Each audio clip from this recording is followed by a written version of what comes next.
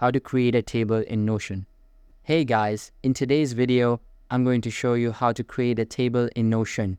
So make sure to watch this video till the end and let's get started. Start by opening your browser and heading over to Notion's website.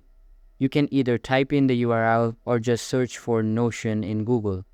Once you're on the home page, go ahead and click on the Login button in the top right corner. Now, to make things quicker, click on Continue with Google. If you're already signed in, it will show your Google accounts. Just pick the one you want to use. After logging in, head to the page where you want to add a table. You can use an existing page or create a new one. Click anywhere on the page to bring up the text input. Now type /table in the space. As you start typing, Notion will show you some options. Select Table Full Page or Table Inline, depending on how you want it displayed.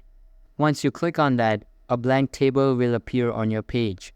You can start editing it by renaming the columns, adding rows, or even inserting checkboxes, dates, or text, whatever suits your need.